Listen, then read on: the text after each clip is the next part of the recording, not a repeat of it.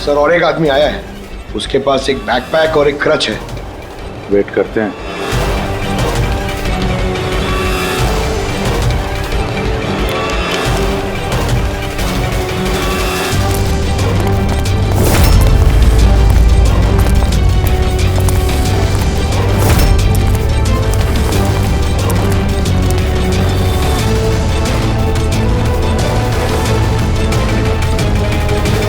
Sir camera crew वाले आए हैं, उनके पास 2 बैग है। Camera crew?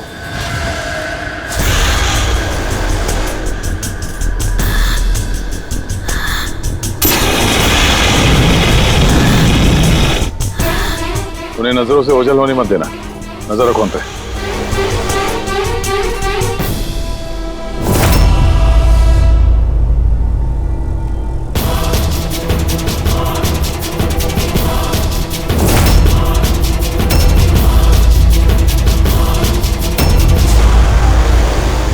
सर यहाँ तो बहुत सारे बलून उड़ रहे हैं। Suicide bombing.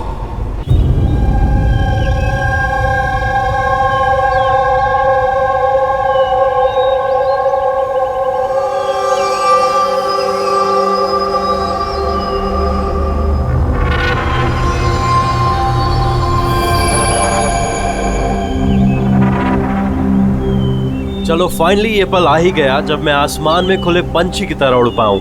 यस, और तुम्हारी ये उड़ान मैं अपने कैमरा में कैप्चर करूंगी। लेकिन मिस्टर आजाद पंछी, कहीं आसमान में इतनी दूर मत उड़ जाना कि आसमान में गुम ही हो जाओ।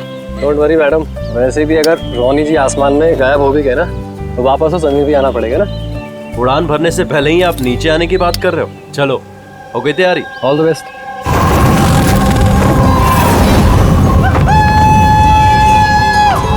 Yes, this is so much fun. Oh my God. Woohoo!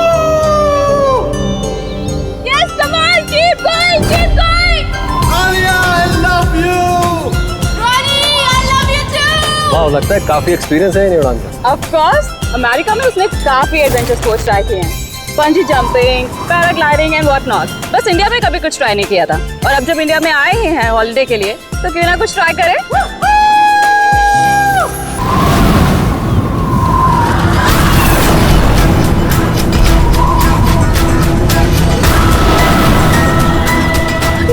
रोनी को कुछ हो गया। जॉनी को कुछ हो गया, देखो।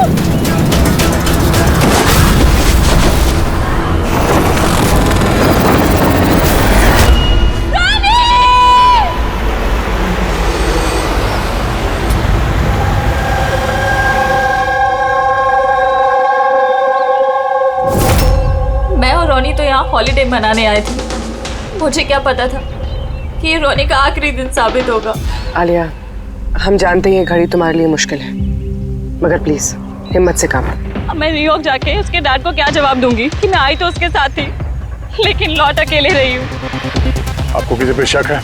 कौन मार सकता है रोनी को? सर, रोनी को कोई क्यों मारेगा? हम तो यहाँ किसी को जानते तक नहीं। कहीं ऐसा तो नहीं कि इसका कोई दुश्मन अमेरिका से इसका पीछा करते हुए यहाँ तक आ गया? नहीं सर, रोनी का कोई दुश्मन नहीं था। He was such a lively person, सब उसको पसंद करते थे। तो तुम्हारा कहना है कि यहाँ पे इंडिया में कोई रिश्तेदार, कोई दोस्त, कोई परिवार वगैरह नहीं है यहाँ पे? ये देश हमारे लिए अजनबी है सर। सब कुछ ना इन पैराग्लाइडिंग वालों ने किया है। Please sir, arrest them.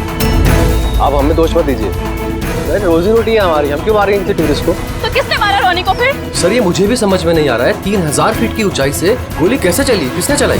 तो रोनी 3000 फीट की ऊंचाई पे उड़ रहा था। हाँ सर, और मैंने खुद गियर चेक किया था, कोई भी खतरनाक चीज नहीं थी उसके अंदर। और उसके आसपास किसी को उड़ते हुए देखा आसपास? नहीं सर, कोई भी नहीं था। आसमान एकदम साफ था, रेडियस भी क्लियर था, और वो अपनी उड़ान एंजॉय भी कर रहे थे। पर सडन पता नहीं क्या हुआ, एकदम से धड़ाम से नीचे आकर गिर गए। ये जो घाव है ना, तो ऐसा लगता है कि काफी दूर से गोली चली है, शायद किसी राइफल से। हाँ, राइफल ही होगी, क्योंकि जिस हाइट में ये उड़ान भर रहा था वहां से तो कोई शार्प शूटर ही गोली चला सकता है, किसी राइफल से। जॉन, यहाँ आसपास किसी को गन या राइफल के साथ देखा है क्या तुमने? यहाँ पर गन लेना अलाउ नहीं है। आप असली गन की बात कर रहे हैं, वो दिवाली वाली पटाखे की बंदूक भी नहीं ला सकता कोई। आप लोगों ने देखा यहाँ पर किसी को? नहीं मैम। नहीं तो नहीं देखा। नहीं मैम। अच्छा आलिया, जब आप यहाँ पर आई रोनी के साथ, आपको किसी पे शक हुआ? कोई आप लोगों को फॉलो कर रहा हो, कोई आदमी जो गड़बड़ लगे? नहीं सर, ऐसा तो कोई नहीं था। तो क्या गोली आसमान से चली है क्या? सर मैंने बताया ना, रोनी जी के आसपास में कोई उड़ नहीं रहा था, तो फिर आसमान से गोली चलाएगा कौन? हाँ सर, आसमान में कोई भी नहीं था। आप चाहें तो ये फुटेज चेक कर सकते हैं, इसमें कोई भी नहीं है साथ में।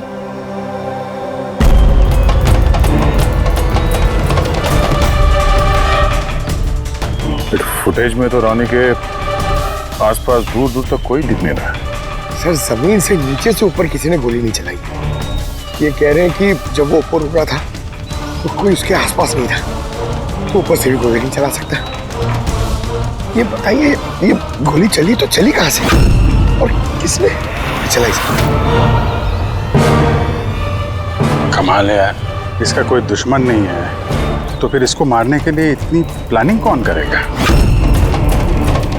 एक टेढ़ा केस लग रहा है। तो किसी टेढ़े आदमी को भेज देते हैं, टेढ़े सबूत, शायद उसे कुछ पता चल जाए।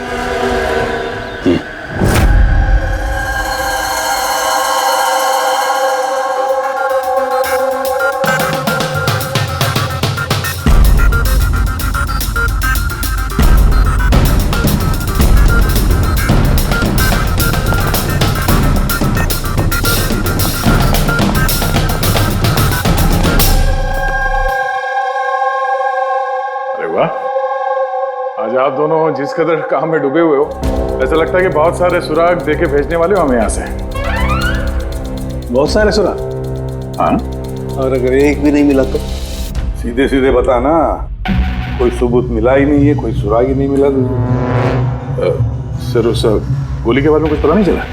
इतना पता चला है कि भाई ऊपर से किसी यूएफओ ने गोली चलाई हो। यार सारों के क्या बच्चों जैसे यूएफओ की बातें करते हो?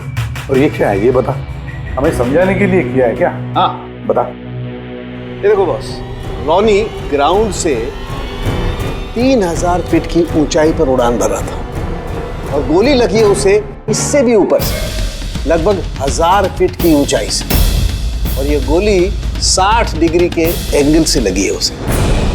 मुझे तो सोच सोच के चक्कर आ रहे हैं। आसमान में ऊपर से कौन गोली चला सकता है रोनी पे, और वो भी कैसे? अभी ठहर जा, और चक्कर आएगा। बॉस, ये गोली लगभग 3 किलोमीटर की दूरी से चली है ना, बड़ी अजीब बात है। गोली 3 किलोमीटर की दूरी से चलती है, 60 डिग्री में आती है, रोनी के गले में घुस जाती है टेढ़ी। मतलब राइफल भी इस्तेमाल की है, बड़ी पावरफुल। बिल्कुल बॉस, राइफल भी पावरफुल है और गोली चलाने वाला भी पक्का निशानेबाज। इतनी ऊंचाई पर हवा बहुत तेजी से बहती है और टेम्परेचर भी ऊपर नीचे होता रहता है, फिर भी उसका निशाना चूका नहीं, एकदम अचूक पॉइंट पे लगा। तो गोली चलाने वाला भी मंजा हुआ खिलाड़ी है सर, एक शार्प शूटर। बिल्कुल, और ऐसे शार्प शूटर आसानी से तो मिलते नहीं जो ऐसा कारनामा कर जाए। लेकिन सर हमने सारे वीडियोस देख डाले। जब रोनी आसमान में था तो उसके आसपास ना तो कोई चॉपर था ना पैराशूट, आसमान एकदम साफ था सर। वही तो समझ में नहीं आ रहा है कि ये किलर, ये गोली चलाने वाला था कहां पर, जबकि सारा आसमान साफ था, जब बादलों में छुप कर बैठा था। और सर वो गोली से क्या पता चला? कुछ नहीं मिला पूर्वी। मैंने बैलिस्टिक डिपार्टमेंट का पूरा डेटाबेस चेक किया, ऐसी गोली का तो कोई रिकॉर्ड ही नहीं है। सर ये गोली जरूर कस्टम मेड बनवाई गई है। हाँ, अपने हिसाब से बना ली गोली, एक ऐसी गोली जो 3 किलोमीटर से चलती है और बिल्कुल निशाने पे लगती है। और सर अगर ये गोली इतनी जबरदस्त है तो इसकी राइफल भी काफी स्पेशल होगी। हाँ, एक काम करते हैं, ये गोली फायर आर्म्स विंग और बैलिस्टिक डिपार्टमेंट में भेजते हैं, देखते क्या रिपोर्ट आती है। अब ये जो भी कोई है, जितने ऊपर चला गया खून करने के लिए, अब जल्द से जल्द इसे जमीन पर लाते हैं।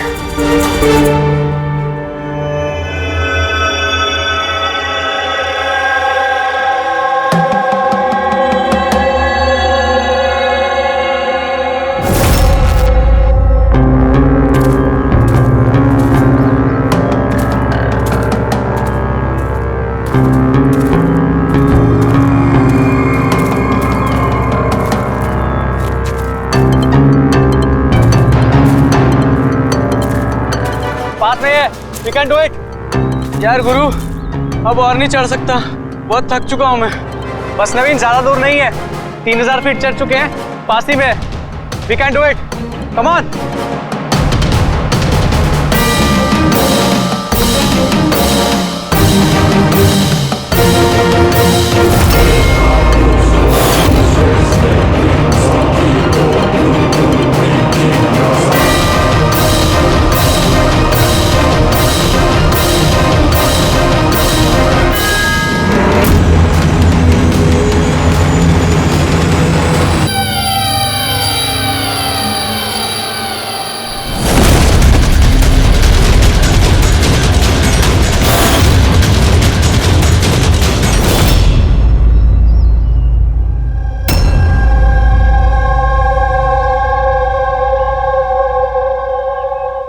ऐसे लग रहा है जैसे रॉनी के मर्डर की फोटोकॉपी देख रहे हैं। 3000 फीट की ऊंचाई पे ठीक वैसे ही गोली मारी है सर के पीछे। इसको भी ऊपर से गोली। क्या आप लोग जब ट्रैकिंग कर रहे थे तो ये हितेन के पीछे भी कोई था क्या? नहीं सर, हितेन ही सबसे पीछे था सर। सर ये देखिए फोटोज। सर ये वही जगह जहाँ पे ये सब कुछ हुआ। कमाल है, पीछे तो सिर्फ खुला आसमान है, ऐसी कोई जगह दिख ही नहीं रही जहां से गोली चलाई जा सके। तो इसे गोली कहां से लगी? दोनों केसेस में पता नहीं चल रहा है कि गोली चली कहां से है। सर एकदम सही कह रहे, आसमान से कोई कौवा या कबूतर थोड़ी गोली चलाएगा। ये गोली चली तो चली कहां से? और ये दोनों गोलियां 24 घंटे के अंदर अंदर चली। मुझे लगता है इन दोनों केसेस का आपस में कोई ना कोई कनेक्शन तो है। तो ये हितेन काम क्या करता था? सर वो कॉलेज स्टूडेंट था सर, मुंबई ग्रेजुएशन करने आया था सर। ट्रैकिंग का बहुत शौक था उसको। रंजीत, समझ में नहीं आ रहा, कोई एक कॉलेज स्टूडेंट को मारने के लिए इतनी प्लानिंग क्यों करेगा? वही तो, पहले रॉनी और अब ये हितेन। इससे पहले कि आसमान से चलने वाली गोली का कोई तीसरा शिकार हो जाए, इस खूनी तक पहुंचना होगा जल्दी से जल्दी। पिछले 24 घंटों में 2 खून हुए हैं, दोनों जवान बच्चे हैं, और दोनों को मारने का तरीका भी क्या हाई प्रोफाइल। सर दोनों की मौत हुई है एडवेंचर स्पोर्ट्स करते हुए, जमीन से हजारों फीट ऊपर मारा है सर। मगर सर सोचने वाली बात है कि खूनी ने ये एडवेंचर स्पोर्ट वाला समय ही क्यों चुना इनको मारने के लिए? वो तो उन्हें कभी भी मार सकता था, इतनी लंबी प्लानिंग 2 बच्चों को मारने के लिए। सिर्फ प्लानिंग ही लंबी नहीं दया, गन भी लंबी। ये ऐसी। ये कौन सी राइफल है सर? ये है TX-65, रशियन गन है बॉस, लॉन्ग रेंज। ऐसी ही गन से मारा गया होगा। सालुंके साहब, क्या इस गन से 3 किलोमीटर दूर निशाना लगाया जा सकता है? हाँ फ्रेडी, शूटिंग रेंज में ट्राई करके देख लिया है, इसकी रेंज 3 किलोमीटर से ऊपर ही है। ऐसी गन तो आर्मी वालों के पास या फिर आतंकवादियों के पास ही मिलेगी। बिल्कुल बॉस, और इसीलिए मुझे लगता है कि ये सिर्फ मर्डर का मामला नहीं है, कोई बहुत बड़ा गुनाह होने वाला है, लार्ज स्केल पर। दया सर, काम करो, दिल्ली में जाओ इंडियन इंटेलिजेंस विंग में, और पता लगाओ कि ये ऐसी गन किसके हाथ लगी थी और कैसे।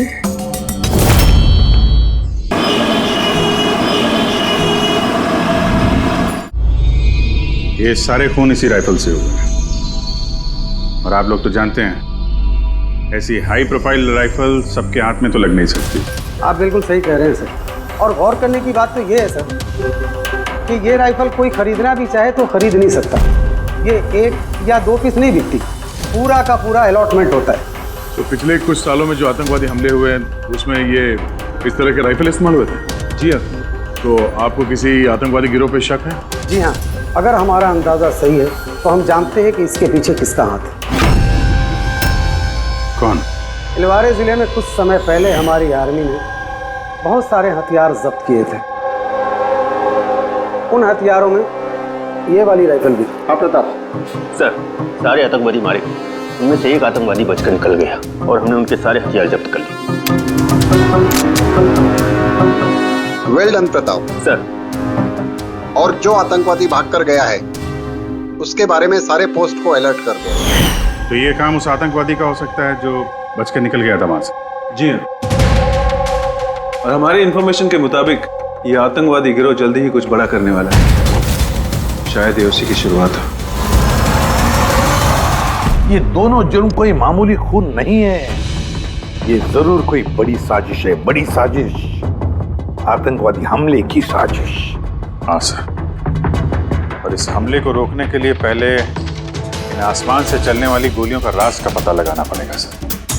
और इस राज का पता करने के लिए हमें सबसे पहले ये पता करना पड़ेगा सर कि आतंकवादी रॉनी और हितेन जैसे आम आदमी की हत्या क्यों की। वैसे क्या कॉमन है इन दोनों खून में? सर दोनों मर्डर हवा में हुए, दोनों बार गोलियां ऊपर से चली, हाई प्रोफाइल राइफल से। किसी प्रोफेशनल शार्प शूटर का काम है सर ये। और सर इन दोनों केसेस में कोई वैंटेज पॉइंट नहीं है, कोई ऐसी जगह नहीं है जहां पे बैठ के खूनी इन दोनों पे गोली चला सकता है। वैंटेज पॉइंट, वैंटेज पॉइंट, कहीं यही तो वजह नहीं हो सकती है? तो आप कहना चाह रहे हैं सर कि खूनी के पास कोई जगह नहीं थी बैठ के गोली चलाने की, और उसे ये पक्का करना था कि उसका टारगेट छूटे ना, उससे कोई चूक ना हो, इसलिए वो इन दोनों पे प्रैक्टिस कर रहा था। एग्जैक्टली अभिजीत, एग्जैक्टली, वो निशानेबाजी की प्रैक्टिस कर रहा था। मतलब सर उसका असली टारगेट कोई और है? सर अगर कोई वैंटेज पॉइंट था ही नहीं तो फिर वो हवा में गोलियां कहां से चला रहा था? पंकज, तुम्हारे सवाल का जवाब तुम्हारे सवाल में ही है। ये बताओ कि हम, मेरा मतलब है इंसान हवा में कैसे उड़ता है बिना पंखों के? सर एरोप्लेन से या फिर हेलीकॉप्टर से? बस तुम्हारा जवाब मिल गया। लेकिन सर वहाँ क्राइम सीन पे ऊपर आसमान में कोई चॉपर तो उड़ नहीं रहा था, ना ही कोई केबल कार थी वहां पे। तो दया कुछ और होगा, कुछ और होगा। अभिजीत, मैप निकालो, वहां उस पैराग्लाइडिंग और माउंटेनियरिंग कैंप के आसपास देखो। मेरा मतलब है ऐसा कुछ है क्या जहां से आदमी हवा में उड़ सके? जंगल है, और हाँ ये 2 हॉट एयर बैलून रेंजेस भी हैं। सर देखो जहां पर खून है उसके आसपास कितने रेडियस में है ये? सर ये दोनों 60 किलोमीटर के रेडियस में। तो एक बात तो पक्की हो गई, खूनी वहां पर हॉट एयर बलून में बैठा था और वहीं से उसने गोली चलाई 3 किलोमीटर की दूरी पे। सर अगर किसी को हॉट एयर बलून की सवारी करनी है तो पहले से बुकिंग करनी पड़ती है, कोई ऐसी नहीं जा सकता। कोई बात नहीं, तो वहां उस हॉट एयर बलून रेंज के ऑफिस में जाकर पता लगा कि ऐसा कौन सा टूरिस्ट था जिसने उन 2 दिनों में दोनों हॉट एयर बलून में सवारी की थी। ये टोटल 12 लोगों की लिस्ट है जो उस दिन हॉट एयर बैलून में बैठे थे। कुछ लोग अलग बैठे थे और कुछ लोग ग्रुप बना के बैठे थे। तुम्हें कुछ याद है कि इनमें से कितने लोगों के पास कोई सामान या कोई बैग्स थे?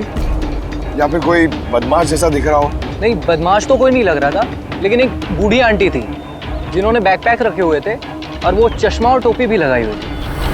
हाँ, हम भी हैरान थे कि इस उम्र में ऐसी ट्रैवलिंग का जज्बा। और जब फोटोज खींची जा रही थी तो वो शर्मा रही थी और अपना मुंह छुपा रही थी। ये बुढ़ी आंटी शार्प शूटर, सुनने में थोड़ा अजीब नहीं लग रहा है? हाँ सर, मैं ही पायलट हूँ इधर। 25 फरवरी को कुल मिलाकर सर मैंने 6 लोगों को एयर बैलून की सवारी करवाई थी और 2 लोगों को दिनेश ने सर। अच्छा, तो उनमें से कोई गड़बड़ टाइप का आदमी लगा या जिसके पास कोई सामान वगैरह हो? सर ऐसा तो कोई नहीं था। हाँ, एक बुजुर्ग आदमी था, पता नहीं बात बात पर क्यों चिल्ला रहा था। शायद उसका मूड खराब था या खड़ूस था शायद। उसके हाथ में कुछ सामान था क्या? सामान तो नहीं था। हाँ, बैसाखी लेकर चल रहे थे। बैसाखी लेकर चल रहे थे? तुम लोग की हिम्मत कैसे हुई मेरी तस्वीर लेने की बिना मुझसे पूछे? जरा भी तमीज है कि नहीं है? उड़ाओ उसे, उड़ाओ। अच्छा, फोटो खींचने पे नाराज हो गए? कितनी अजीब बात है ना सर। लोग हॉट एयर बैलून पे रोज रोज तो बैठते नहीं हैं, तो वो खुद ही फोटो खिंचवाना चाहते हैं ताकि वो इस मेमोरी को हमेशा अपने पास रख सकें। और कोई खास बात याद है उनके बारे में? सब पता नहीं बतानी चाहिए या नहीं। नहीं नहीं बोलो, जो भी याद है खुल के बताओ। इन्हें चलता देख के लग नहीं रहा था कि उन्हें बैसाखी की जरूरत होगी, पर फिर भी उन्होंने बैसाखी पकड़ रखी थी। अच्छा,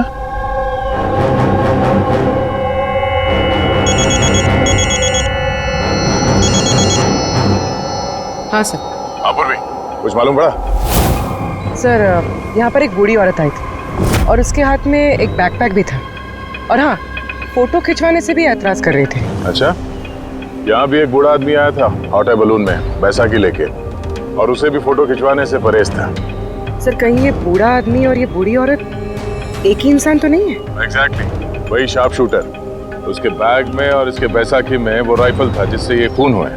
और सर दोनों दिन ये ऊपर अकेला ही गया होगा, क्योंकि अगर किसी और टूरिस्ट के साथ जाता तो फिर राइफल सेट करने में और निशाना साधने में काफी मुश्किल हो जाते। नहीं पूर्वी, मुझे लगता है वो अकेला तो नहीं गया होगा।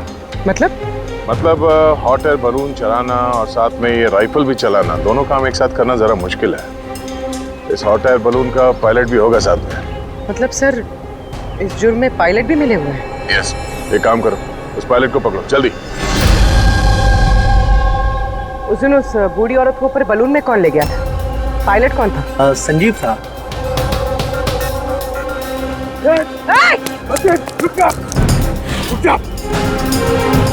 ना तो मुझे मार पाओगे और ना ही उसे।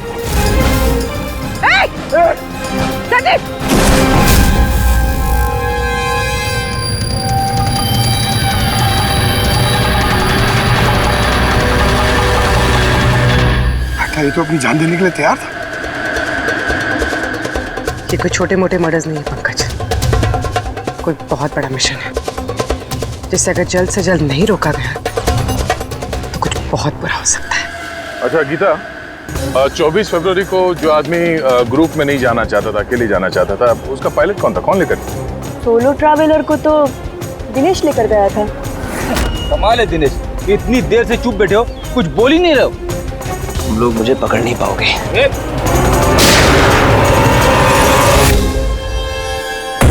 अभी यमराज तुझे अपॉइंटमेंट देने के मूड में नहीं है। जब तक हमारे सवालों का जवाब नहीं मिल जाता तुझे जिंदा रहना पड़ेगा। चल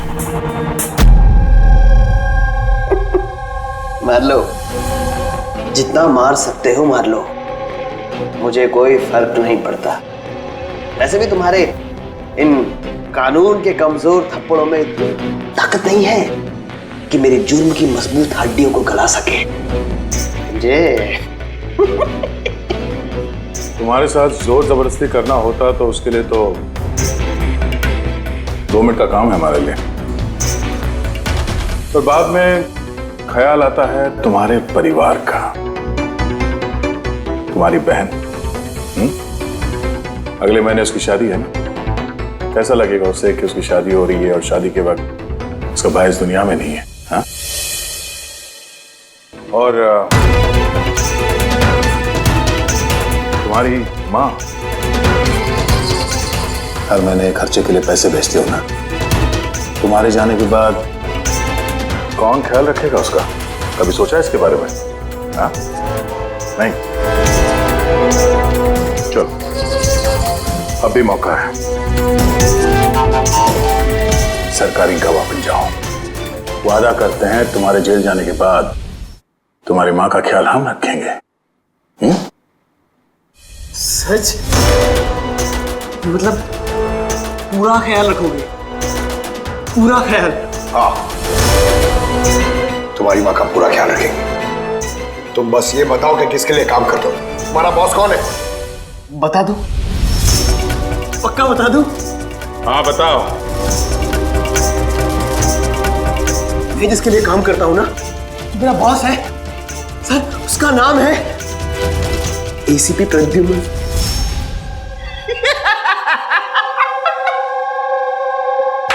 एसीपी प्रद्युम्न, जाओ पकड़ लो और गिरफ्तार कर लो उसे। कहा था ना, मैं कुछ नहीं बताने वाला, जो कर सकते हो कर लो। सीआईडी वाले, सीआईडी। ओ बॉस, बॉस।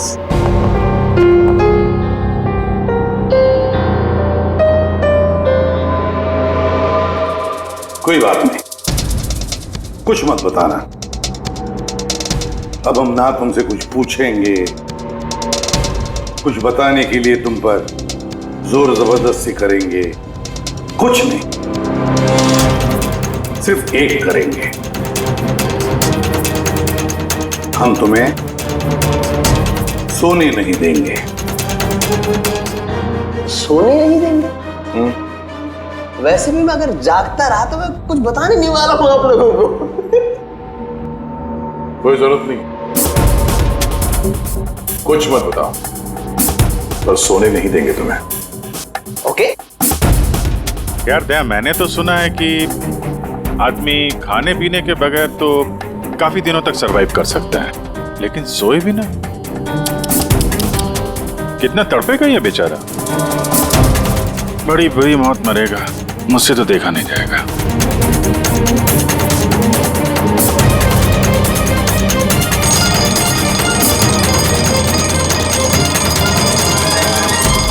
समय काटने के लिए आसानी होगी, हाँ?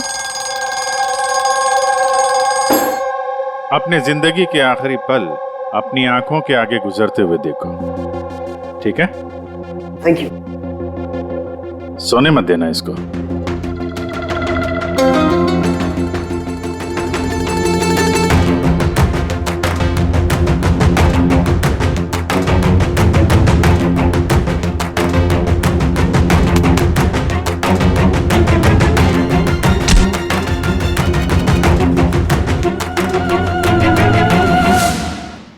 Ready sir. अरे कहाँ हो यार?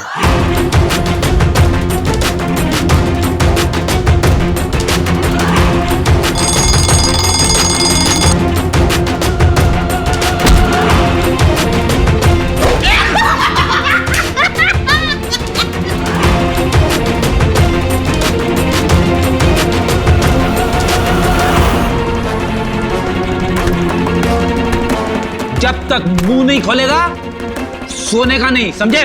5 मिनट में नहीं, नहीं 1 मिनट, 1 मिनट तो सोने दो।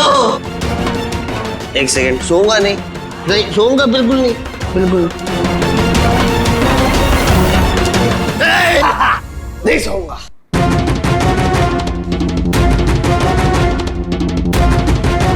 बस अब टूटने वाला ही है।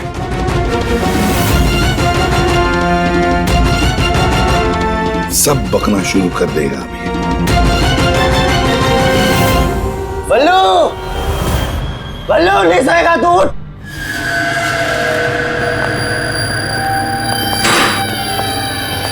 क्या सोना चाहता है? तो सोने देंगे ना भाई, क्या प्रॉब्लम है? चलो हम सोने देंगे तुम्हें, खाली ये बताओ कि तुम्हारे गिरोह का प्लान क्या है? हाँ बता दो। मेरा नाम दिनेश नहीं है, मेरा नाम मेरा नाम बल्लू है, दिनेश नहीं है मेरा नाम। और मुझे स्पेशली इसी मिशन के लिए तैयार किया गया था। और जो 2 मर्डर हुए थे ना, वो प्रैक्टिस थी। हमारा असली मिशन है उसको मारना। और क्या नाम है उसका? Steve Mulder.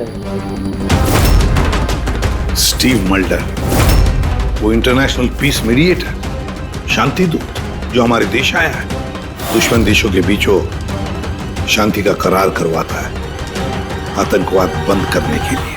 किसी भी हम नहीं चाहते कि आतंकवाद कभी रुके। और स्टीव मल्डर तो मरेगा, तुम लोग कुछ नहीं कर सकते। और तो कर भी लोगे ना, उसको बचा भी लिया ना, और स्टीव मल्डर को खत्म कर देंगे हम। हमारा जो शार्प शूटर है ना, एकदम रेडी। कहाँ मारने वाले और कब? बोल। वो जब कॉन्फ्रेंस में भाषण दे रहा होगा ना, वो सबसे सही वही सबसे सही समय। वही सबसे सही समय होगा, क्योंकि उस समय उसके आसपास सिक्योरिटी वाले नहीं होंगे। और जो कॉन्फ्रेंस है ना, ये बिल्डिंग की छत पे है, तो हॉट एयर बैलून पे हमारा शार्प शूटर जाएगा, तो वही गोली मारेगा। कॉन्फ्रेंस 1 घंटे में चालू होने वाला है, अभी जल्द से जल्द पहुंचना होगा। अरे तुम लोग कितनी कोशिश कर लो, नहीं बचा पाओगे उसे। और हाँ, अगर तुम लोगों ने बचा भी दिया ना, तो हम दोबारा प्लान बनाएंगे, दोबारा मार देंगे। कौन मारेगा? कैसा दिखता है वो? अरे मैंने इसकी शक्ल नहीं देखी अभी तक, जब भी आता है भेज बदल के आता है। तुम लोग क्या उसमें पकड़ोगे?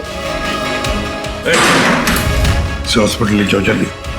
सर, क्या हम हॉट एयर बलून रुकवा नहीं सकते जब तक कि ये कॉन्फ्रेंस पूरी न हो जाए? नहीं फ्रेडी, ये हॉट एयर बलून हम नहीं रुकवाएंगे। अगर आज रोक दिए तो कल दूसरा प्लान करेंगे। आज का प्लान हमें पता है, हम आज ही भिड़ेंगे इनसे।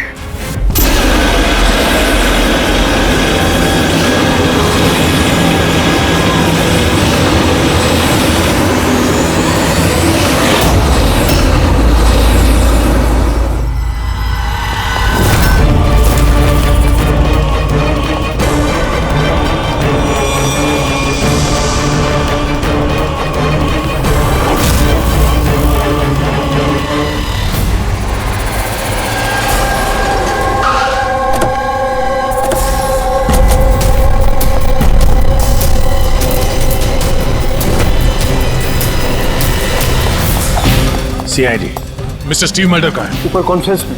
हमें ले चलो उनके पास, जल्दी हरिए।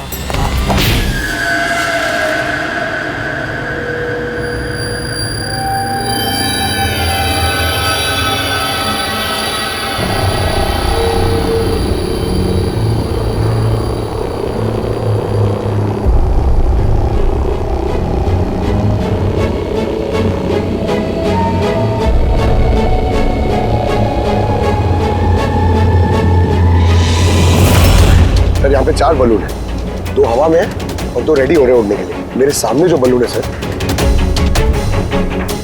उसमें एक कपल है और वो लड़के के पास एक बैकपैक है। नजर रखो उन पे, कौन कौन आ रहा है, कौन कौन जा रहा है, सब पे ध्यान रखना। ओके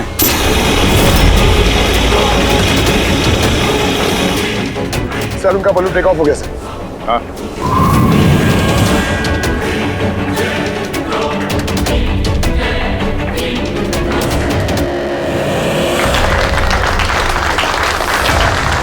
इस दुनिया में टेररिज्म क्यों है, ये क्वेश्चन बहुत जरूरी है। और ये टेररिज्म तभी स्टॉप हो सकते हैं जब सभी देश भाई भाई की तरह साथ रहें। टेररिज्म को जड़ से उखाड़ फेंकना होगा हम सबको।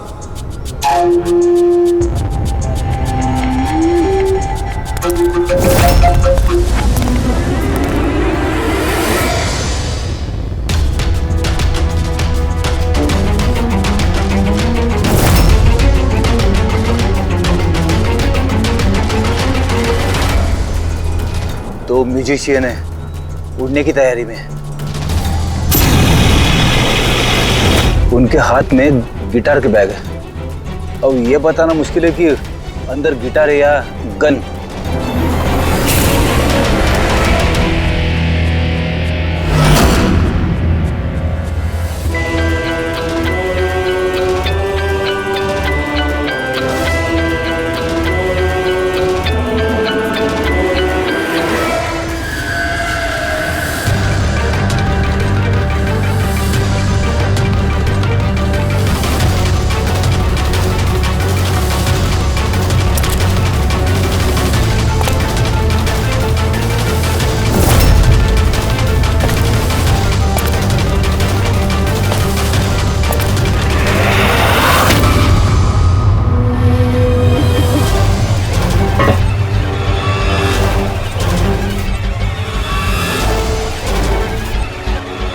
सर, और एक आदमी आया है, उसके पास एक बैकपैक और एक क्रच है। वेट करते हैं।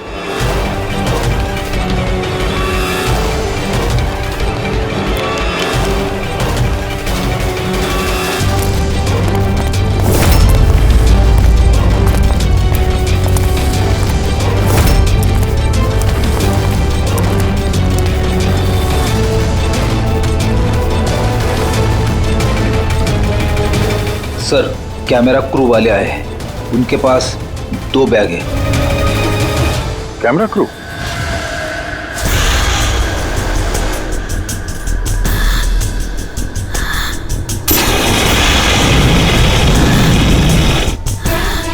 उन्हें नजरों से ओझल होने मत देना, नजर रखो उन पे।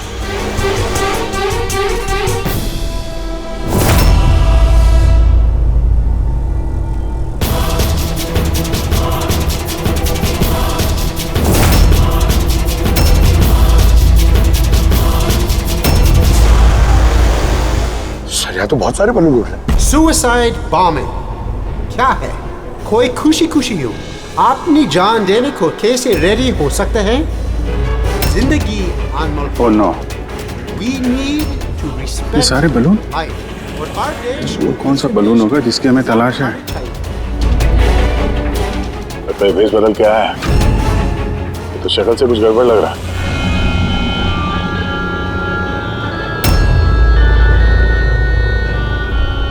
क्या? वो गिटार वाले पे नजर रखो। अपनी गलतियों से सीखना चाहिए हमें, ताकि World War I और World War II जैसे ये तो गिटार है। चल क्या रहा है ये? ऊपर जाके ये लोग म्यूजिक बजाने वाले हैं क्या? बाकी तो सारे बलून्स निकल गए, एक रह गया। मतलब सर इस बलून में हमारा sharp shooter. Wait and watch. मतलब सर इस बलून में हमारा शार्प शूटर। ये अपनी जगह से हिल नहीं रहा है। Camera crew. सर ये कहाँ गायब हो गया?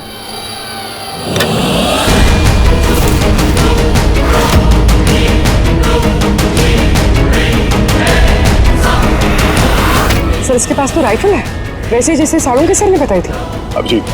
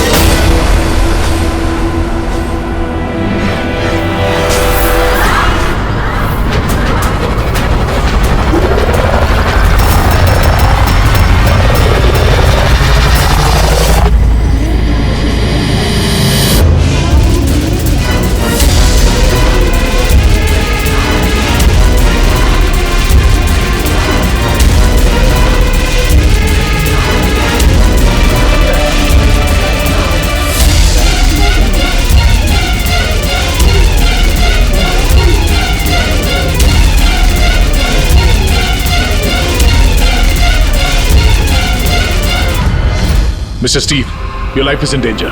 आपकी जान को खतरा है। आप क्या करें? We have a plan. Thank you CID। अगर आप लोग आज सभी वक्त पे नहीं आते, मैं जिंदा नहीं होता। देखिए, मिस्टर स्टीव, खतरा अभी गया नहीं है। अभी खून पकड़ा नहीं गया है, इसलिए बी सेफ है। Be careful. Okay. Freddie, Pankaj, उस बलून पे नजर रखना, आंखों से ओझल होने मत देना। हाँ सर, हम लोग बलून को ट्रैक कर रहे हैं।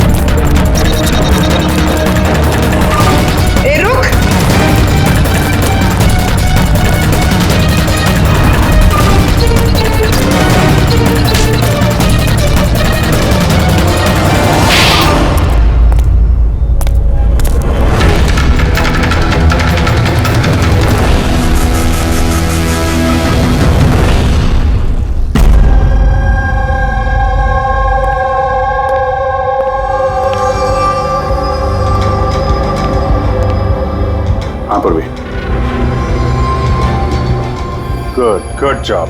Congrats. पकड़ गया killer mister Abhijeet? Yes, Mr. Steve, we got him. Yes. Well done. Well done. CID बारिशों से इस देश की सेवा कर रहे हैं और आज एक बार फिर आपने एक खतरनाक टेररिस्ट को पकड़ लिए हैं। अभी वो पकड़ा क्या है? बहुत जल्द हम उसके पूरे ग्रुप को पकड़ लेंगे। Mister Steve, we are very proud of you. आप जैसे लोगों की दुनिया को जरूरत है, जो आप जैसे साहसी हैं और नेक हो।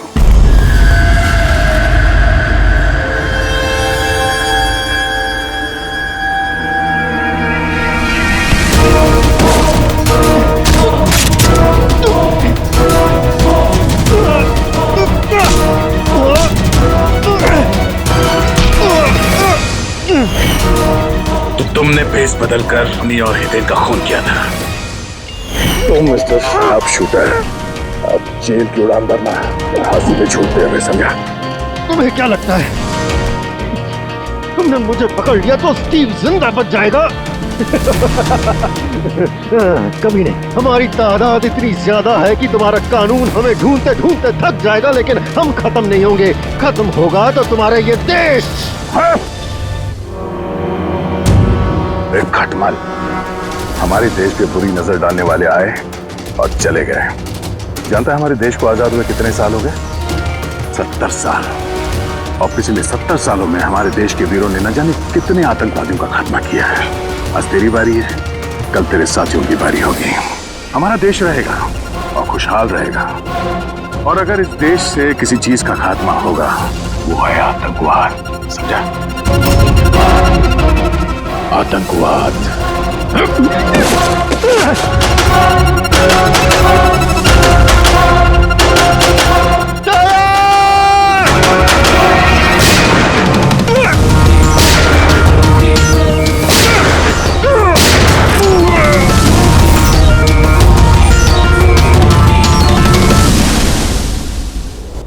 आतंकवादी पीठ पे ही गोली मारोगे? हम लोग यहाँ खाते गोली यहाँ।